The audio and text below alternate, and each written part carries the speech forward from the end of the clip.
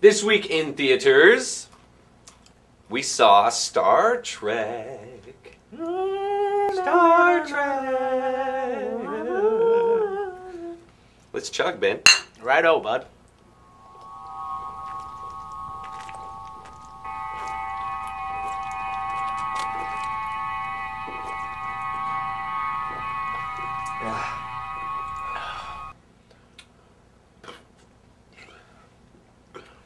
What the fuck just happened? I don't know. I was chugging. Are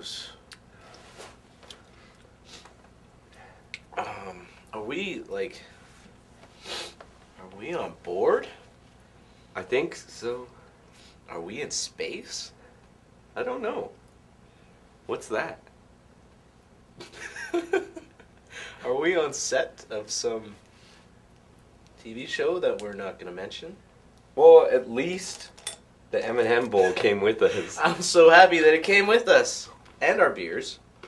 You didn't finish. Well, it's still here. You won. Okay. Alright, give me that beer on the floor. Oh. It somehow teleported with us. Okay. Star Trek. J.J. Abrams produced, and then saw the script and was like, I want to do this movie because looks amazing. So he directed it. He directed it as well. And he's not even a fan of Star Trek. Nope. Which I think is awesome. Yep. Because this movie was amazing. I think you need a touch of someone who isn't a fan. You know? You need that new edge to it. It brought it into a new age. Mm-hmm. For a Star Trek movie, you know, there's a lot of fanboys out there that are skeptical of seeing this movie, like Brian, big fan of the show, but doesn't want to see it because he's like, this doesn't look like a Star Trek movie. It looks like a movie for stupid people. It looks like an action movie. Looks like an action movie. It doesn't look like a, you know, whatever. But and it was an action movie. Dude, you just sneezed in space. Oh no! I think I'm allergic to teleportation. Well, there was particles and stuff, I think. Oh man, that just dust everywhere now. Fuck. Well, they gotta really dust the Enterprise. This place is old as fuck. Yeah, look at the brown colors and stuff. Brown coloration. The rust coloration. But I seriously had... Whoa.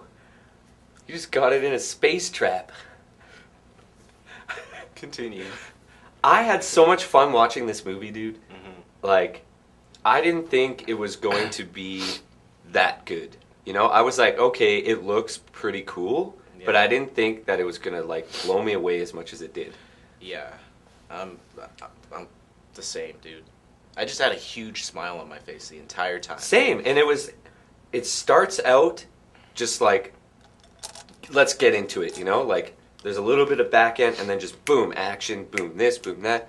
And, like, everybody in this movie was so well cast, I think, except for maybe Winona Ryder. As Spock's mother. Yeah, I was just singing that song from Beetlejuice when she came on. What was it again? Shake, shake, shake, Sonora. Shake your body, man. So that's all I could think of, and I really didn't like her in that. And then Eric Bana, I was like, is that Eric Bana? Yeah. Holy shit. He plays a twisted guy, man. He played it pretty good. So good. And Simon Pegg as Scotty, so good. Like, I think it was just so well cast, and everyone did such a good job of not going over the top with, like, the character arcs of the original series. Yeah. And stuff. I think they had a really good touch to it. Like, they hinted at a lot of things that fanboys would get. Yeah, everyone had their classic lines that they did say once or more than, you know, with Liam Neeson coming back and like, saying, and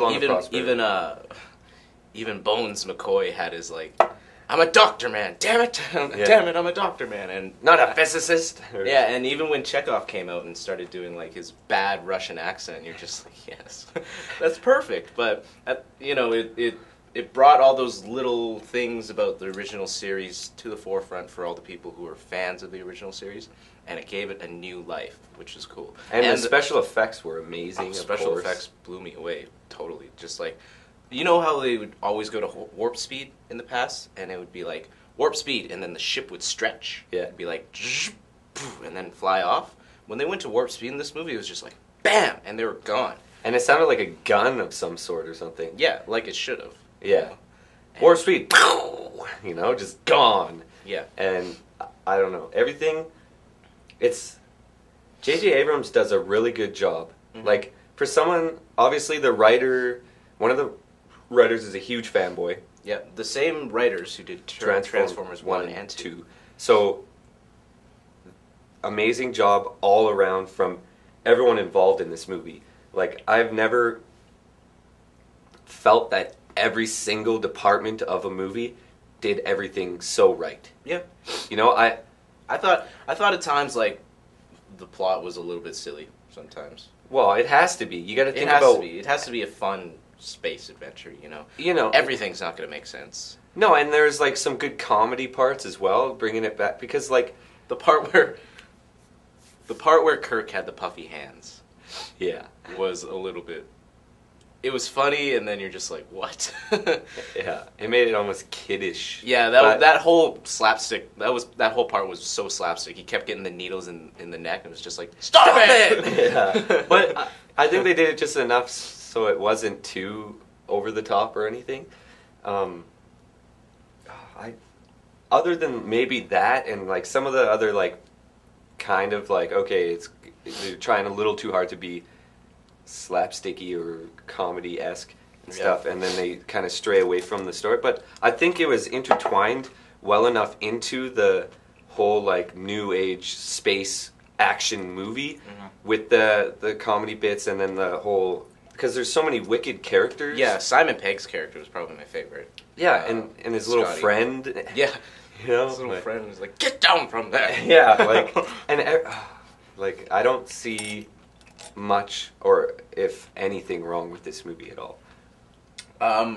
The only thing I thought was goofy was the premise with the whole time travel and shit. I always thought it was funny in movies where it involves time travel when the guy like meets his future self and they're just so like, they're just like, oh hey, you know, like you just saw yourself from the future come back and talk to yourself from the past. But it's like, Spock. wouldn't that just mind fuck you just a little bit more? He doesn't show emotion. Yeah, but he did show emotion. Only every once in a while. He has to show emotion because he's half human, and that's Yeah, I think I know. the whole thing, you know. But even when Kirk saw Spock, and he's like, "I'm from the future," and Kirk's just like, "Oh," you know, like if it was myself, I'd be like, "What?" You know, I question everything. I question reality and stuff. But I guess they're in space and stuff, and It's not like we're here and we're like, do they actually have hoverboards in the future? You know, like no, I know. We just want Back to the Future. I know, I get that. It's a funny. Well, it's not funny. It's a fun sci-fi adventure movie, and I mean the plot can be a little stupid, but I think they can get away with it. It was so fun.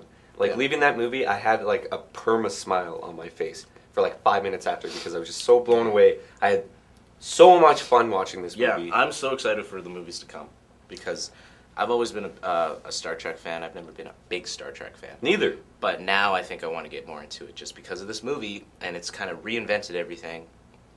And yeah, I love all the characters and everything because, like, and I did watch every single one of the other movies that were made, whatever, but that was like years and years ago, so I couldn't, and they were kind of boring and didn't really, I don't know, they were way more slapsticky and like the show was, and I don't know, I really overly enjoyed this movie. cool. 6 bottles from me. 6 bottles. I'm giving it 5 bottles. What's that? What? What is that? Oh fuck! You gotta get the shit out of here. Are we under attack or something? By who? Western civilization. Oh shit! It's IamJudgingYou.com.